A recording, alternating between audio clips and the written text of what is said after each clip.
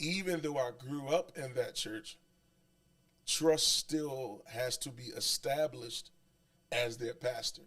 They knew me as their minister of music. Sure. Now I'm walking in a different grace, and we got to be honest. Like, we're dealing with people's lives.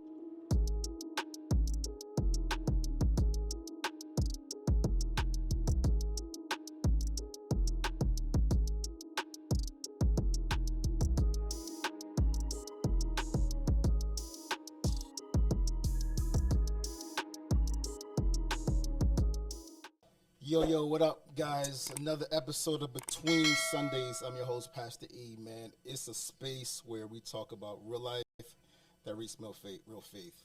So whether you're in the pulpit or the pew, we understand that the struggle is real, but so is grace. I'm excited for today, man. I get a chance to sit with a legend in the city. A legend in the city, man. Let's give it up for my guy, Pastor Edward Busta Fields. What's up, bro? What's going on, bro? Glad to be here, man. It's so good to see you, man. Good to see you. Good to be here. Good to be in the space. Between Sundays, I like that name. That's kind of fire, bro. Yeah. Between Sundays is like Sunday to Sunday, you gotta live. It's a life in between those Sundays. It's a life in between those Sundays. Yeah, absolutely. You know, it's crazy. I'm gonna have the intro real quick, but I had my T-shirt on between Sundays. I went to a hospital visit, right? And I'm walking in the hospital, and I don't know if you ever get this. How old are you? 35. 35. Well, you're a little younger than me. Yeah. Just a little. Just a little bit. So I walk into the hospital, and the boy's like, "Yo, OG," and I'm looking around like, "Who the heck this dude talking to?" OG, I love the shirt, OG. I'm like, "Oh snap!" I think I reached that place where I'm like an OG now. You're OG, man. You owned now. Yeah, I don't like that though. Embrace it, dog. Embrace it, man. Well, look, man. Tell the folks just a little about who you are, man, and we'll jump into some dope conversation, man. Okay, well, my name is Pastor Edward Busta Fields. My name is Edward Busta Fields. I am a pastor. Pastor. Is Busta your middle name? No, that's a nickname that I was given. Okay, where'd that come from? So, I was a drummer. You know, I played drums for a long period of time, and so it was given to me from my mother. I had my mother at the time wasn't fortunate enough to purchase me drums. Sure. And so I just took the drumsticks in my room and was like beating on the wall. It got so bad I'd be like a huge hole in the wall. And so from that day, my mother just started calling me Busta. And it's traveled with me all across the country. Like everybody, my teachers, my professors, my pastors, everyone just Busta. Come on, man. Yeah, man. So that's me, man. Just Busta. From Logan section of Philadelphia, man. Young guy who loves the Lord, who's about community and congregational care. Pastor in the last 7 years at one of the dopest churches in North Philly. Y'all got West Philly locked down. We over there in North Philly. And, man, just loving God and loving the people that God has called me to serve. It's been a challenge, but God is good. And we've been embracing the assignment and being who God has called us to be without losing who we are in God. Yeah. And what's the greatest struggle right now that you see in pastoring? Just as a man to man, like if you sit back after, I don't know if you struggle with this, after your Sunday sermon, you lead the platform and then you struggle with all these thoughts, like that I hit every mark, that was I engaging enough, was it impactful for you? Like what is that inner struggle that you experience after Sunday morning? That's really a loaded question because there are many struggles, I think. Yeah. Due to social media, I think one of the struggles that I personally deal with is the comparison game, right? Trying to keep up. Yeah. Because our members are just a swipe away from another ministry or church or another sermon, another word, another pastor. Yeah. And so with a community who's so anxious or so committed to going viral, you find yourself, like, if you're not careful, falling victim to that mentality. Yeah. So, like, you know, you get done preaching on your sermon on Sunday, then you got to get online, and if you don't see people posting your quotes or posting your sermon clips or things like that, or your media team worked all week or, you know, to get that content and nobody's sharing it, but they sharing everybody else's, you know, that could be a little bit challenging to navigate. And then I would say outside of that comparison context, one of the difficulties that I have in pastoring is familiarity. Yeah. Being a younger pastor, having a congregation that is multi-generational, but the majority is my generation, or if not younger. It's a little difficult there. Do you feel embraced by like the multi-generational church, like in the context of you being 35 years old, but yet you serve a church that is so vastly in age difference? Do you feel embraced by every section of your congregation, or you feel like you have to work to kind of gain trust in some of those spaces? I think it's the latter part. They embraced me in sections. Gotcha. Or in moments of need, right? I'm your pastor until correction, right? I'm your pastor until, all right, I have to give you redirection. Now you're a little boy. Now you're a young man. Or now who you think you are. You know, I've dealt with that. I have to be absolutely honest. My church has gotten a lot better with embracing me. And trust is something that is not given overnight. You don't build Rome in a day, right? And so even though I grew up in that church, trust still has to be established as their pastor. They knew me as their minister of music. Now I'm walking in a different grace. And we got to be honest, like, we're dealing with people's lives. Absolutely. Right? And sometimes I don't think our generation of presbyters, preachers, understand the weight of our assignment. Like, there are people who will make a life and death call based upon our directive, right? And so that's not a trust that is handed to anybody. And so I understand the precaution in that. To examine if I'm taking this assignment serious. And they have really, and I would say in the last 2 years, really started to embrace me. I mean, the saying goes that the church doesn't become yours until 5 years or more. And so now, this year, September, I'll be celebrating 7 years. Come on, 7 years. That's a praise break, right? Hit 7 years. Hit the soundbite, right? And, hit the peace slide, right? Shout out to that peace slide on TikTok. And but yeah, 7 years is in September, and they're really starting to embrace me as not just their pastor. I think you'll understand this, as their spiritual father. Come on, right? When I have 60-plus-year-olds in my congregation who consider me their spiritual father, that's humbling, huge, man. That is humbling. Humbling is it's humbling, man. So let's get in there. Yo, so I mean, you lead a church in North Philly. There's so many challenges in North Philly. How do you balance people needing groceries, but people needing the gospel? Like, where does that intersection happen where there's some real tangible needs in the heart of North Philly, but I got to present the gospel? So how do you meet the felt needs and yet still maintain the integrity of the gospel every Sunday? Like, how do you do that? That's a must. I just said to my congregation not too long ago that sometimes we focus, and this is sort of like off topic, but it is on topic. We focus so much on outreach that we eliminate inreach. And I feel like there's a responsibility to serve the community and the congregation. And so how do I serve both? It's simply just serving both. Like, I don't want to over answer the question. It's just, I give them groceries, I give them clothes. We have benevolence offering every week and it's a resource where congregants, or we never really had anyone from the community come yet, but congregants in moments of unexpected shortcomings, they can come to the church and lend on us to assist them in those moments. So I just try to be resourceful in every area.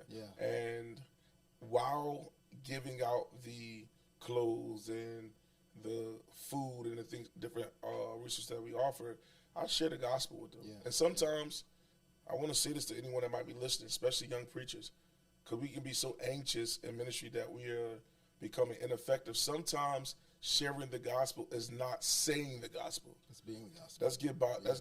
Let's get Bible, right? This is a Bible-believing podcast, right? Let your light Yeah. so shine that men might see your good works. So sometimes just being the light is enough testimony to minister to the faith that's in somebody. So I tell my staff when we do giveaways, like we're doing one this coming Wednesday, that don't go out there and try to preach. Don't, because just let your countenance, just let your spirit, just let your morale minister to them, and it will draw them in. That's it. And sometimes it's not our job to do all of it. The Bible says one plants, one water, God adds the increase. Just do your part. And so that's what we try to do. We even have something called, I don't know if you've seen it, bro. We got something called the Seed Station. Yes, I saw it. And it's a hit. It's like a hit because we got younger members and they be giving away like Balenciagas, and Gucci slides, and not the DH Gates one, like the real stuff.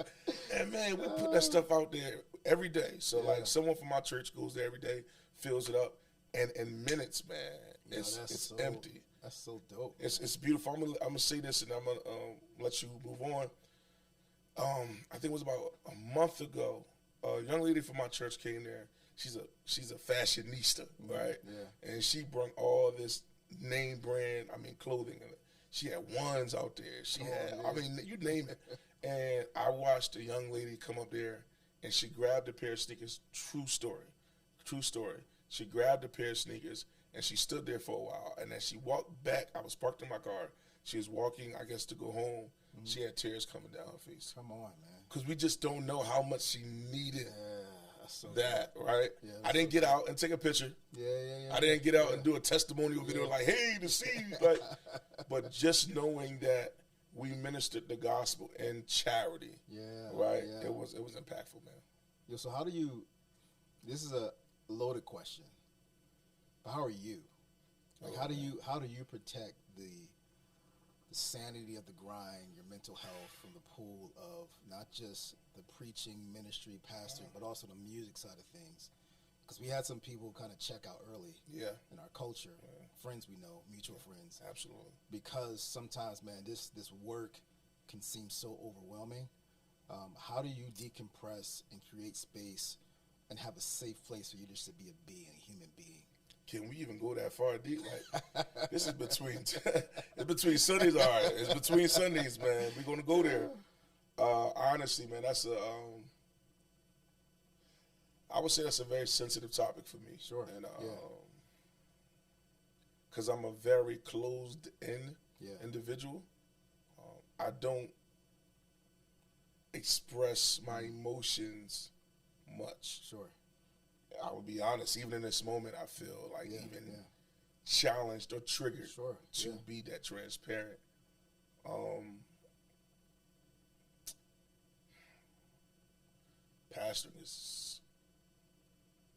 Pastoring is a difficult assignment. That many people run to, but they don't understand what they're signing up for. They don't know the cost. They don't. They don't. You have to be silent when you want to speak up for yourself. You have to be congenial when you really want to kill. That's a mic drop right there. It's like you can't defend yourself without looking guilty. You can't express yourself without looking like you don't have self-control. You have to bless those that curse you. Pray for those that despitefully use you. You got to hug those who've been assigned to assassinate you. Come on. It's a very difficult assignment. To answer your question, brother, this is going to look or seem very churchy in my response. But I promise I'm being very real and authentic. Prayer has been my saving grace, bro. Like, just prayer. Like, moments when I want to go off, call it a quits, feel inadequate by people, not by God. When people make you feel inadequate. sort of like when David, when he lost everything in Ziklag, it was the people that made him feel inadequate, right, in that moment, because they was upset that they lost everything following him, and he had to go to the priest. And say, should I? You know what I mean? It's like, honestly, man, it's just prayer, and since we're being authentic and we're being very genuine. The woman of God I have in my life, man, she's been, such a source of strength. Like, when I'm feeling low, she can pick up on it. Yeah, that's good. She speaks into me. She pours into me. Every pastor needs someone that can pour into them. Yeah. Right? Every pastor needs somebody who is not enamored with their personality. Yep. But really in covenant with them and really care about them and want to be their accountability partner, not their yes man. Sure. And she's been that, dude. I mean, when I'm wrong, I'm wrong. Sure. When I'm right, she tells me you're right, but that doesn't mean you get to show that you're right. She'll say in a minute, don't you put that in your sermon. Don't bleed on the people. Don't go off of the people. Like, she's just been that source, man. Shout out to her. Yeah. You know, that's going to go viral. Oh, man, that was a hot take right there. Shout out to her, man. Thank God for her, honestly. Yeah. I don't want to just belittle the moment by being comedic. Yeah. She's really a blessing to me and offers me strength during weak moments. So prayer and the resource in her that God has placed has helped me to navigate through pastoring. Man. Yeah, that's good. Do you take days off as a pastor? No, man. All right, let's pause. No days off, man. So here's the thing. I'm gonna share something with you. Uh-huh. So probably about 2025. This was about 8 years ago. I struggled with suicidal thoughts. Wow. Never thought that it would happen to me. I knew people who struggled with mental health. And it came from, I saw something one day and was really affected by it. And then I started asking myself the question, like, will people care if I'm not here anymore? Wow. Like, you can get to the highest of heights as an artist, as a ministry leader, all of the things. Yes. And, like, well, does this actually matter, make an impact, making a difference? And in coming to church every Sunday, it became performance, but it was no longer genuine for me. So I would leave church, go home, and I carry, you know what I'm saying? So I would drive around in my neighborhood, loaded weapon in the passenger seat, and asking, if I did this first, Lord, would you forgive me? Right? Mm-hmm. Is there room for me in heaven if I did this? Right. And will people know that I'm going? Wow. I remember coming to church on a Sunday morning, and I felt so compelled to get it out. I told someone who wasn't equipped to handle the thing that I was going through. Yeah. And they were so, to me, it was more like they had a religious tone, religious kind of aura, and they didn't have the tools to just help me. It wasn't their fault. And they did what they could do with the resources that they had. It wasn't until I called someone, mutual friend, Susan Slauson, you know Susan Slauson. Yes. I called Sue up, and she's like, hey, I'm just struggling. She says, where you at? And I think I went, I gave her my gun. Wow. And I said, yeah, I'm just feeling this. She said, you need therapy. And it's in the Christian context, it's like, no, all you need is prayer. Just pray it away, pray it away. And so the stigma of, I'll go as far as saying black men, Christian men, sitting down and talking about their emotions and their feelings was so foreign to me until I actually did it. And I sat, and there was a level of freedom I was just about to say that it's never free, experienced man. in my entire life. Wow. But also, one of the things my therapist told me to do was make sure you have a day of Sabbath. Okay. A day where you can unplug and just enjoy the creation of God and get replenished. Because what I realized is that I was going nonstop. And one of my mentors once told me, he says, men do not sin because they're bad people. They sin because they're tired. And I thought about that. Every time I face greatest level of temptation in my marriage, in sexuality, into all of these things, it was because I was tired. I'm working, I'm grinding, I'm doing a show here, I'm coming back preaching, I'm doing this thing, and I'm just tired. So the attack is like right in front of my face. So for you, I'm asking you, do you think you can create a space, even if it's in a whole day? Like what does rest look like for Busta? Man, you sound like my mother. Mom, Phil, shout out to you, man. Dude, it's needed. It is needed. Rest for me, I'm not really, it doesn't take a lot for me to be satisfied. Sure, yeah. It doesn't take a lot for me to rest because I think we also need to know a difference between sleeping and resting. Absolutely. Right, Yeah, right. yeah, You can close your eyes and just Yep. be sleeping, but Yeah. still thinking. Yeah. Right. Rest is a peace. Mm-hmm. Yeah. Rest comes from a place of solitude. Yeah. Separation, like intentional separation, like Yeah. you were saying. Yeah. And I think what would give me rest in this season is when I make that move we was talking about earlier. You know what I mean? Yeah. I think she's my rest. Yeah, I like that. Right? I think the Bible said, "He that findeth, findeth a good thing and obtaineth favor." She getting a lot of shout outs today. Shout out, but I think I know that, I hope that's not like biblically like flawed from that principle, but I feel like her coming into my life and helping me and put perspectives in life and give a balance to certain things will bring me rest. Because she's like sort of doing that now, but it's like you don't really have that like leverage to kind of do that as of yet right now. Absolutely. But I think she's my rest, man. Like just helping me with life and being that woman of God to say, hey, he's not doing this today. Right? Because right now, I don't have no one to speak up for me in that area. Like, I'm just going to do it. You need an advocate, Exactly. I need that. Like, I'm just out here preaching, teaching, administrating, curating, doing community engagement, preaching here, singing here, doing funerals here, doing concerts here, you know, like, and she'll be like, what email came through this week? Sure. Nah, You're not going to that conference. Yeah, you're going to do this. Because if it's up to us, we'll do it all. Like, literally, we will do it all. But I think her coming into my life, being the advocate, as you suggested, it will help bring rest in my life. And for me, rest is just chilling, man. It don't take a lot for me. Like, what do you do for fun, man? Play ball. Like, I know it don't look like it, but I'll cook everybody in the studio right now. You said play ball? Yeah, play ball. Like Madden, 2K? No, like basketball. Like, so if you want to check it up, with any one of your staff, you don't want this smoke. I'm telling you, this ain't no suburban. You better Google. This ain't no Sixers camp. This is 16th and Susquehanna, 15th in York. Like, I'm telling you. You say less. I will don't let this wait for y'all, man. B Street, 10th Street, Worcester Playground, Lonnie Young, Finley. I cook everybody. You hear me? So, but I'm terrible now. My knees, I gained too much weight. I'm not talking trash. I'm terrible now.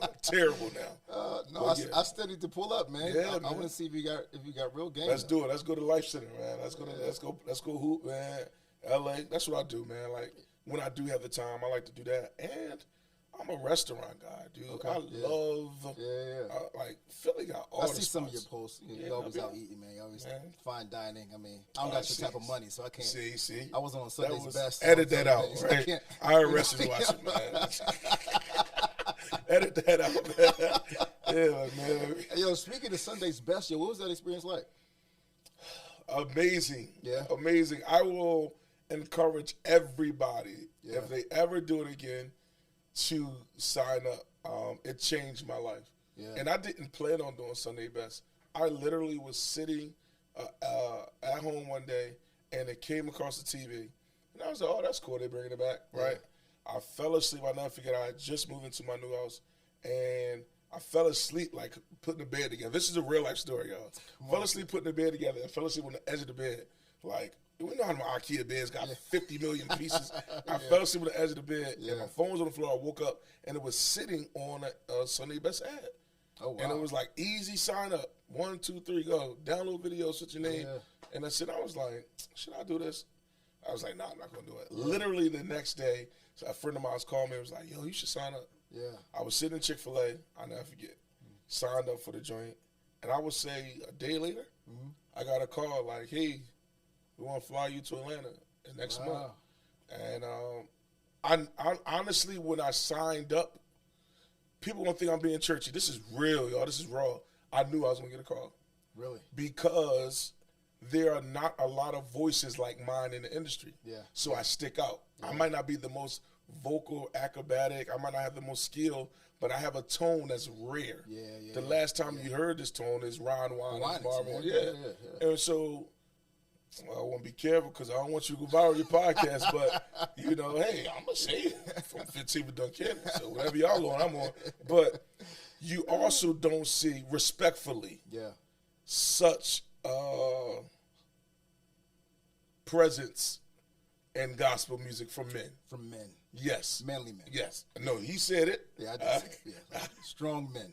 Yeah. Amen. And I'm a flawed man too. I'm not perfect. God is still working on me. Yeah. But you know what I mean, I know right? exactly what you're talking about. And so you just don't see it. So I already knew, they're going to see my brand. They're going to see my style. They're going to see my voice. Let's get him on. And I already knew it. I didn't think I was going to make it to the TV show. Sure. I just thought it was at least going to get their attention. And I made it all the way through, dude. And shameless plug, I would have won if they didn't go virtual. I'm not a studio singer, right? I do remember that. Yeah. I do remember that. We went virtual right after American Idol. Yep. So they sent us all of these cameras and packages, and my basement was looking just like this. Yeah. And I had to set it up all myself with their producer on the phone. Yep. All myself. They sent us two production boxes, and we had to set all this up literally by myself. You couldn't have nobody else in the room because it's an NDA. You can't. Nobody can know you on the show. And it was an amazing experience, man. Out to Kelly Price, Jonathan McReynolds, Adam Blackstone, Jesse Collins from Viacom. Like, those people are amazing, man. Like, to this day, bro, I am getting booked. I got booked. I'm doing an event in a couple of weeks, a seafood bowl or something. Like, and he was like, just from that? Just from that. Literally, the email said, we saw him on Sunday Best, and we want him to come. And God, so how was that like changed? I mean, you always been a dope artist for me. I mean, thank you, bro. For a minute, but how did that change the trajectory of what you're doing on the artistry side, and how does that impact your life as far as pastoring? Like, how do you balance the two? Yeah, so there's not really a balance anymore. Okay. I was trying to do that, but I had to focus more on the ministry. Sunday Best definitely tipped the scale. I was getting calls, interviews, TV shows, radio shows, walkthroughs. It was getting crazy. And I saw that as I was becoming popular, my congregation was becoming poverty. Like, it was like I was growing and they were declining. And I seen that quickly, and I said, oh no, I had to put my congregation before my career. And so I've still... You said a mouthful right there. So you put the people above your career and aspiration. Absolutely. Like, what was that? Was it a tug of war to do that, or was it like something you're like, I just got to do this? Yes and no. Yes, because of course I wanted to be a star, right? We all have dreams and aspirations. I'm glad people don't say that. Really? I want to be a star. Because people are just so antiquated in their theology, and they're not sober enough to know that being a star doesn't mean I'm a sinner. Right? Entertainment is just simply in captivating somebody's attention for a specific period of time. It's not sinful to be entertaining. Absolutely. Right? We are entertaining on Sundays. It's just through a sacred context. Right? And so I wanted to be a star, dude. I was living a life. Like, and then when I saw the congregation like really kind of falling apart, I had to lock in. And so what I did was I infused my music into my congregation. That's when we put out the album, Sounds of the Next Phase. It's on iTunes right now. Go get that. Come on. And that was wonderful. A lot of people supported that.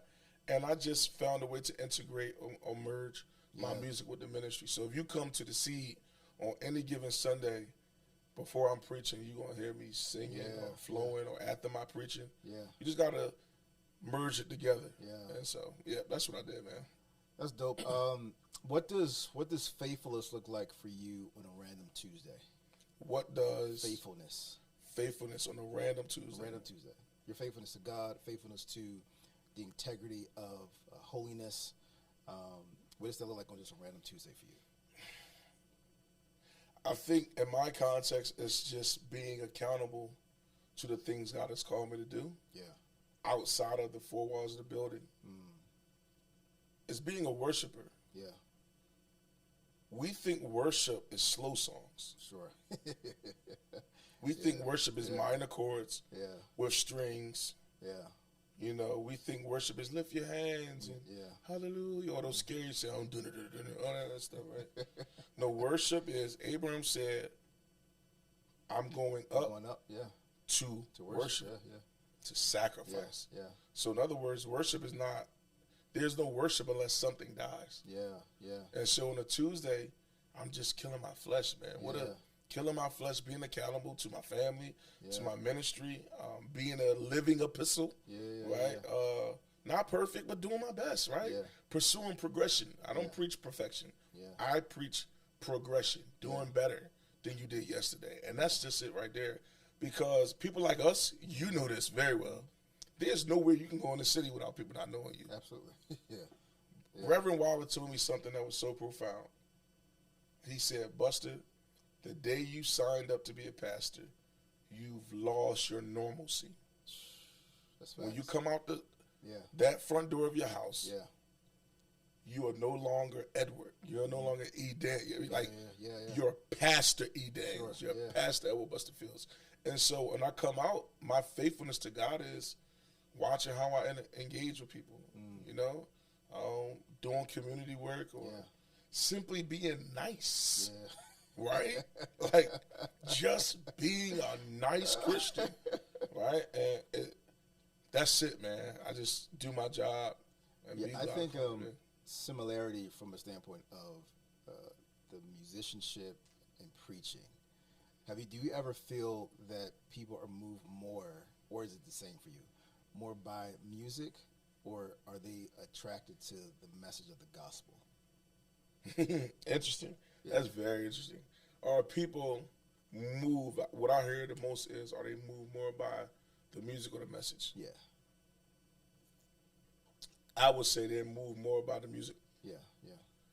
But there's a message in the music. Absolutely. So my grace is not to be a great orator. Yeah. Even though I can go down with the best of them. Sure. Give me a text, I'm going to give you 3 points and I'm going to holler.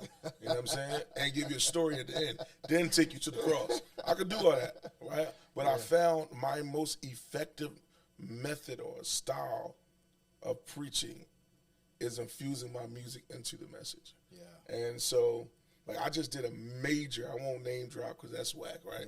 Yeah. I just did a major convocation here in the city. Yeah. Major, dude.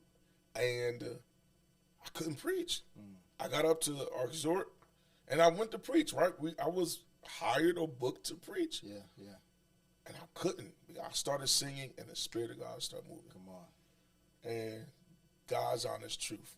When I opened my eyes after singing, there were over 200 young people at the altar crying out. Yeah. Now, if I was committed to the charismatic, traditional approach to a preach word, I would have missed the moment trying to make a moment. To quench your spirit. Yeah. Come on, man. Yeah. And I couldn't do it. I looked back at the pastor and I apologized. And he said to me, this was confirmation.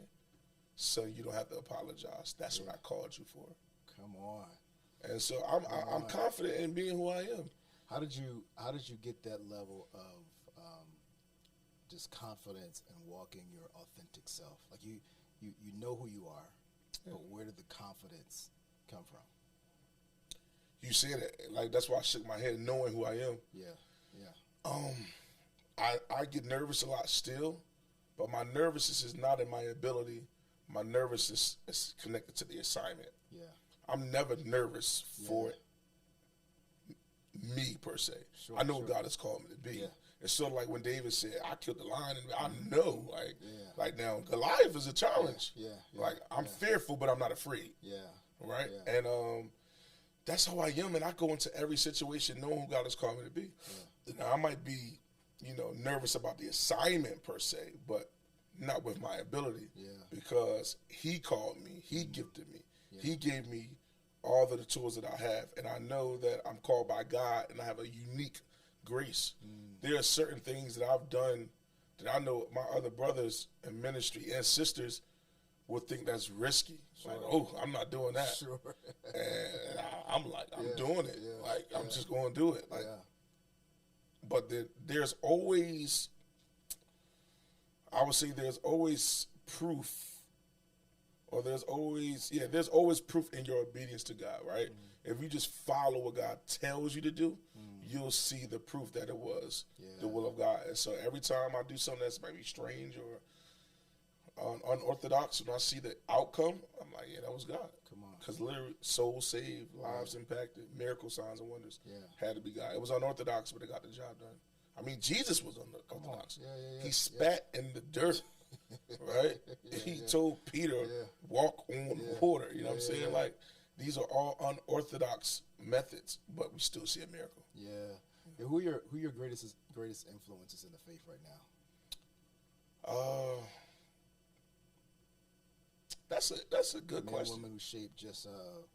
I was thinking about this. I just celebrated 3 years pastoral ministry. Right? Really? So, yeah. I've been in full-time ministry for 17 years. 3 years? Yeah, lead pastor. Oh, lead pastor. I feel like you've been doing this full-time for 17 years. Wow. But I was reflecting on this year of the men and women who have really like shaped legacy and idea for me as it relates to this growing. My uncle passed away a few years ago, senior assistant pastor for our church, and he just had keys. And I would see him walk around with all his keys in the church. I'm like, bro, I don't know what he does. I just want to be like him. He got keys. And he was a stand-up. He was one of the first manly men who I saw in the context that balance. I don't want to say balance, but love God, love Jesus, love church, but also was so committed to his family. Yeah. And nothing was like kind of dropped. I never felt like he wasn't present in all of these things. But for you, like, do you have, let's say, 3 people who've like really shaped your idea of ministry, serving, even the things that you do in community? Like, where do those things kind of come from? Where do you pull from in those spaces? I would have to say Reverend Alan Waller. He took me in from the very genesis of my ministry. Like, didn't know me from a can of paint. Baptist, Apostolic, 2 different spectrums, right? Like, literally, never knew this guy, and he brought me into his space. Shout out to Reverend Waller. You know, I love y'all family. That's my guy, man. You were one of those guys, man, honestly. Like, I won't say on record what you did for my ministry, but, dude, what you did without knowing me, like, I was just telling, like, some friends about that. I forgot about that. Yes. I'm like, what I did? Like, what? Yeah. I'll never forget, dude. You literally did not know me. And sold into my ministry. A substantial amount. Without knowing me. Like, that's, like, and I only came because of you. I don't even know, like, you knew. I just, remember, I wasn't booked. I wasn't on the program. I just paid the registration, came because I saw you promoted. I came that day, and that's really, that's not common with pastors. Pastors don't go nowhere if they're not preaching or singing, whatever. And I just came, and I saw you in the hallway, and you was like, yo, what up, boss? What up? And he was like, oh, I got something for you. And I couldn't believe it, what you did for me, man. And I'm not saying this because I'm in this man's space right now. Like, what he's doing in this city is, like, unprecedented, man. You're a man of integrity. You're sober-minded. You're progressive. You're legit. You're authentic. You're pure, man. And I would have to say you as well, man. I'm not just saying that, honestly, man. This dude, and I'm not trying to go on no soapbox, but y'all have no clue. Sometimes people will love you in private but don't say it in public, and I want to say it publicly. My brother texts me randomly on a Sunday morning, like, do it, Bus, kill it today, man. Say what God said. Like, you don't know how much that's needed, especially amongst our connection, our community, you know. And you, Reverend Waller, I have, like, individuals I watch online that I'm inspired by. I think Mike Todd is an inspiration from just how he does for other ministries. He considers everybody.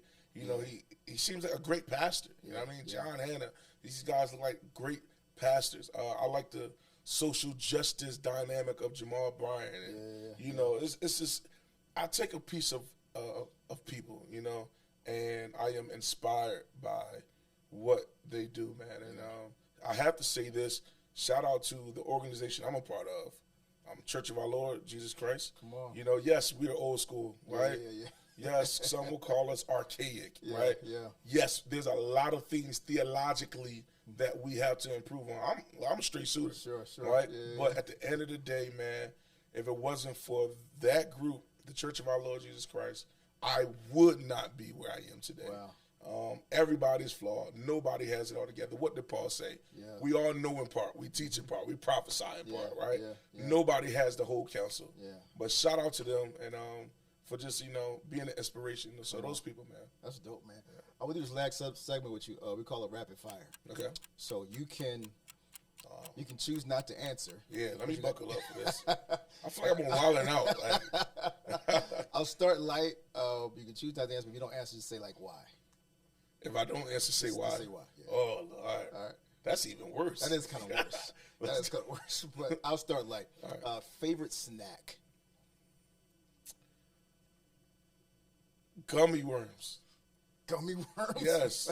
Y'all don't like gummy worms? I do. That's a favorite snack. That's your favorite snack? Yeah, that's like a snack. That's right? your go-to joint. Yeah, it's like the gummy. Yeah, it's like. Oh, y'all don't like gummy worms? I like Swedish Fish.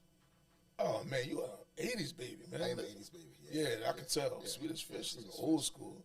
Don't hard. Don't come at me, man. Don't come at me. Gummy, shout out to Gummy Worm Nation, man. Gummy Worm Nation out here. All right, so in school, high school, middle school, what were you known for? Basketball. Yeah, basketball. Yeah, man.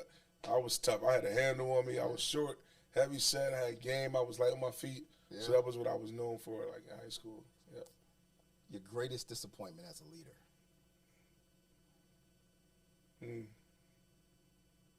My greatest disappointment as a leader was when my second year in pastoring. Yeah.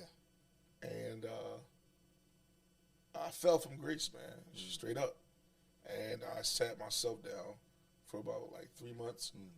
And the disappointment wasn't in disappointing God because he's faithful and just to forgive. Yeah. It was the hurt that the people experienced. Yeah. I didn't rob nobody. I didn't do nothing crazy. I didn't kill nobody, y'all. You know, it was just I was doing things that was not becoming of a man of God. Yeah. Young pastor, right? Yeah. Y'all made me pastor out of nowhere. I didn't actually be a pastor. Like, you know what I mean? Like, what y'all expect? Like, that's real rap, though. That's real. Yeah, I feel you. What do they expect? So I was my second year, no experience prior to. I was a minister of music. Then I wake up and the pastor the next day. And then my second year, I just, just was wild and still connected to the streets. 27 years old. Yeah. And my grandma was like, yeah, sit down. Yeah, have a seat. And no pay. Oh, yeah, snap. no pay. I see. I got my act together quick. The Lord did a quick work in me, Doc. You know what I mean? So, that was my disappointment.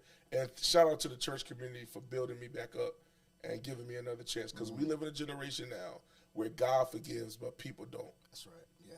So shout out to that. Greatest life lesson? Greatest life lesson is a man has to lose so he can understand the significance of winning. I feel like we don't understand the value of winning until we had a losing season. Yeah. And so I've lost in life before, and it has caused me to appreciate where I am right now. Yeah. Right. Last thing, what does success in ministry like for you in this season? Souls. Yeah, come on, man. Yeah, man. It's all about souls. Come on, give me that. My God, man. It's all about souls, man. It's not about going viral. Yeah. It's not about likes, comments, and share. We all love that stuff, right? Yeah. But at the end of the day, what does it profit for you to be popular but not powerful? Come on. Yeah. Popular but not impactful. Yeah. Right? Yes, you're streaming, but souls are suffering. Come on. Yeah. Right? And so that's my goal, man. If I don't see guests in my church every Sunday, my staff know I'm tight. If we say, we still Pentecostal, old school. If they're the guests stand up, and we want to clap, I'm going to give them a welcome address, right? We that old school still. And if we say that and there's like 2 people to stand up, what are we doing? Yeah. Like, why is only 2 guests here? Come on. Like this Sunday, we got something called Draw 4 Sunday, and we got the promotion with the Draw 4 card on the Uno card. I saw that joke. Yeah, and everybody got to bring 4 members. Like, we're always being innovative. Everybody got to bring 4 people to church. Everybody. Let's get it, man. Everybody. We meet the souls. Yeah. We minister to them. Yeah. And prayerfully, somebody comes back to say what the jailer said in the book of Acts. What must I do to be saved? Yeah. To be saved. So that's the goal for me. Souls, man. Yeah. It's all about souls. Is there a song that has resonated in your heart in this season? Yeah, man. I sing it so often. You have rescued my life. Yeah. You have rescued my life. That's it, man. That's it. Why you just gonna sing that a little bit? Man, that's, you gotta get paid for that. That wasn't in the contract, man. You said you gotta get paid for that? That's my, I'm joking, yo. I'm a joke. That was classic. That sound like that me. was like I used to crazy. tell people the gospel is free, everything else is extra. Oh yeah, man. I don't charge for the gospel. I ain't died for it, but I died to learn how to sing this way, Doc. You hear me? The suffering came with this, Doc. No, man, that song. Classic. Oh man. Doc, this is a lot of schooling, Doc. Gibson music, settlement music. You gonna pay for this one? But that song resonates, man. That song resonates with me, and because literally he rescued my life, and I'm never going back to Egypt, man. I'm never going back to Lodabar, man. I'm coming out of that place, and I'm going to whatever God has purpose for me to do, man. He rescued me, man. People left me to die. Yeah. People left me high and dry, man. But God came to me. I was sinking. Mm-hmm. Yeah. Deep in sin. Yeah. Far. Yeah. From the peaceful shore, but very deeply staying within and seeking the rising Lord. But the Master. Come on. Heard my despair and cry and lifted me, man. So never going back, bro. Come on, man. Yo. I appreciate you being here, man. Glad to be here, man. Dope show today, man. Yeah. So look, man, guys, thank you so much for tuning in. Yeah. I'm your host, Pastor E, man, chilling with the one, the only, Pastor Busta Fields. Love y'all. Thank you guys for tuning in. We'll see you next week. Let's go. Peace.